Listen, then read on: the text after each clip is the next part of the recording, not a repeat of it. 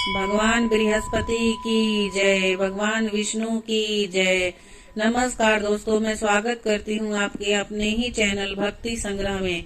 दोस्तों, बृहस्पतिवार का दिन भगवान विष्णु को समर्पित है। कहते हैं कि जो व्यक्ति हर गुरुवार भगवान विष्णु की पूजा करता है और गुरुवार की कथा सुनता है, गुरु बृहस्पति की और भगवान विष्णु की कृपा से उनकी सभी परेशानियां दूर हो जाती है। अगर आपको भी इस कथा का पूरा फल प्राप्त करना है तो इस वीडियो के अंत तक बने रहें और पूरी कथा सुने। तो आइए गुरुवार के व्रत कथा की शुरुआत करते हैं। दोस्तों, देव गुरु बृहस्पति को बुद्धि और शिक्षा का कारक माना जाता है। धार्मिक ग्रंथों के अनुसार गुरुवार के दिन व्रत करने और कथा सुनने से घर परिवार में सुख समृद्धि बनी रहती है। कथा के अनुसार प्राचीन काल की बात है, किसी राज्य में एक बड़ा ही प्रतापी राजा राज्य करते थे।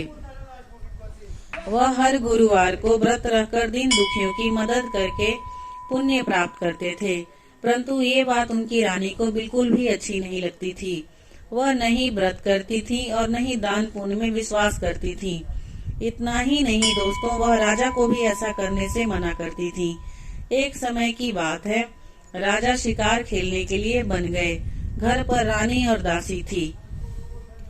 उसी समय गुरु बृहस्पति देव साधु का रूप धारण कर राजा के दरवाजे पर भिक्षा मांगने आए। साधु ने जब रानी से भिक्षा मांगी तो वह कहने लगी, हे साधु महाराज, मैं इस धान्य और पुण्य से तंग आ गई हूँ। आप कोई ऐसा उपाय बताएं जिससे कि सारा धन नष्ट हो जाए और मैं आराम से रह सकूं। इतना सुनकर बृहस्पति देव ने कहा, हे देवी, तुम बड़ी विचित्र हो। संतान और धन से कोई दुखी होता है? अगर अधिक धन है तो इसे शुभ कार्य में लगाओ। कुंवारी कन्याओं का विवाह कराओ, विद्यालय और बाग बगीचे का निर्माण कराओ, जिससे तुम्हारी दोनों लोग सुधरे। परंतु साधु की इन बातों से रानी को खुशी नहीं हुई। उसने कहा कि मुझे ऐसे धन की आवश्यकता नहीं है जिसे मैं दान दूं और जिसे संभालने में मेरा सारा समय नष्ट हो जाए। तब साधु ने कहा कि अगर तुम्हारी ऐसी इच्छा है तो मैं जैसे तुम्हें बताता हूँ वैसे ही करना। गुरुवार के दिन तुम घर को गोबर से लिपना, अपने बालों को पीली मिट्टी से धोना, राजा से हजामत बनाने के लिए कहना, भोजन में मांस मदिरा का प्रयोग करना, कपड़े धोबी के यहाँ धुलने देना। इस प्रकार 7 बृहस्पतिवार करने से तुम्हारे समस्त धन नष्ट हो जाएगा। इतना कहकर साधु के रूप में बृहस्पति देव अंतर ध्यान हो गए। साधु के अनुसार कई बातों को पूरा करते हुए रानी को केवल 3 बृहस्पतिवार ही बीते थे कि उनकी समस्त धन संपत्ति नष्ट हो गई। भोजन के लिए राजा का परिवार तरसने लगा। तब एक दिन राजा ने रानी से बोला कि हे रानी, तुम यहीं रहो, मैं दूसरे देश को जाता हूँ, क्योंकि यहाँ पर सभी लोग मुझे जानते हैं, इसलिए मैं कोई छोटा कार्य नहीं कर सकता। ऐसा कहकर राजा दूसरे देश चले गए। वहाँ वह जंगल से लकड़ी काटकर लाते और शहर में बेचते। इस तरह वो अपना जीवन व्यतीत करने लगे। इधर राजा के परदेश जाते ही रानी और दासी दुखी रहने लगी।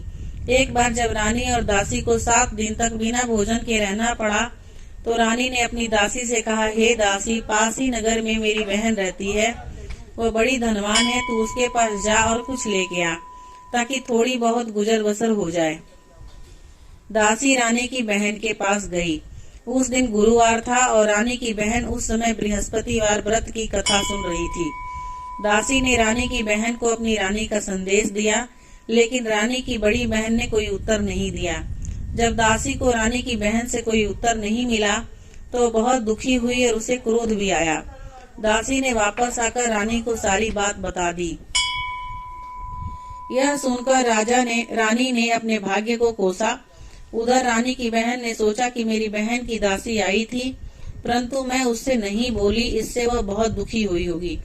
कथा सुनकर और पूजा समाप्त करके वह अपनी बहन के घर आई और कहने लगी, हे बहन, मैं बृहस्पतिवार का व्रत कर रही थी, तुम्हारी दासी मेरे घर आई थी, परंतु जब तक कथा होती है तब तक न उठते हैं और नहीं बोलते हैं, इसलिए मैं नहीं बोली। बताओ दासी क्यों आई थी?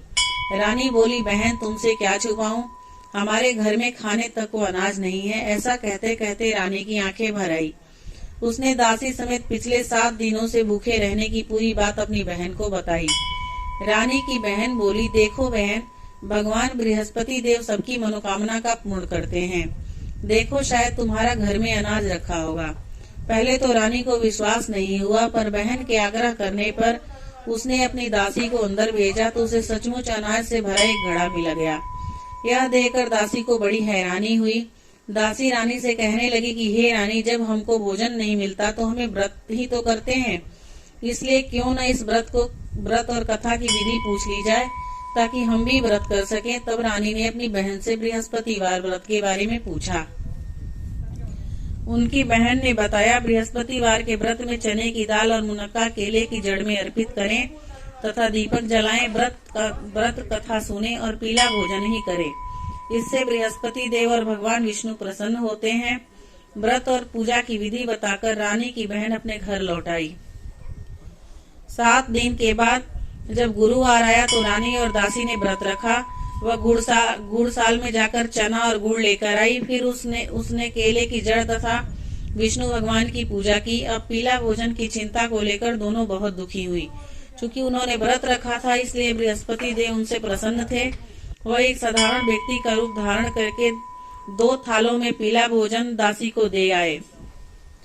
भोजन पाकर दासी प्रसन्न हुई और फिर रानी के साथ मिलकर भोजन ग्रहण किया। उसके बाद वह सभी गुरुवार को व्रत और पूजा करने लगी। बृहस्पति देव की कृपा से उनके पास फिर से धन संपत्ति आ गई, परंतु रानी फिर से पहले की तरह आलस्य करने लगी। तब दासी बोलने, देखो रानी, तुम पहले भी इस प्रकार का आलस्य करती थी, तुम्हें धन रखने में कष्ट होता था, इस कारण सभी धन नष्ट हो गया, और जब देव बृहस्पतिवार की कृपा से धन मिला तो तुम फिर से आलस्य करने लगी हो। रानी को समझाते हुए दासी कहती है कि बड़ी मुसीबतों के बाद हमने ये धन पाया है, इसलिए हमें दान पुण्य करना चाहिए, भूखों को भोजन कराना चाहिए और धन को शुभ कार्यों में खर्च करना चाहिए। इससे तुम्हारे कुल का यश बढ़ेगा, स्वर्ग की प्राप्ति होगी और पितृ प्रसन्न होंगे। दासी की बात मानकर रानी अपनी धन शुभ कार्यों में खर्च करने लगी। इससे पूरे नगर में उसका यश बढ़ने लगा। बृहस्पतिवार व्रत कथा के बाद श्रद्धा के साथ आरती की जानी चाहिए। इसके बाद प्रसाद बांटकर उसे ग्रहण करना चाहिए। तो दोस्तों, आपको ये बृहस्पतिवार की कथा और वीडियो कैसे लगी कमेंट करके जरूर बताइएगा। अगर आपको मेरी वीडियो अच्छी लगी तो मेरे चैनल को भी जरूर सब्सक्राइब कीजिएगा, ताकि जब भी कोई दूसरी कथा डालूं आपके पास नोटिफिकेशन जाए और आप मेरी कथा को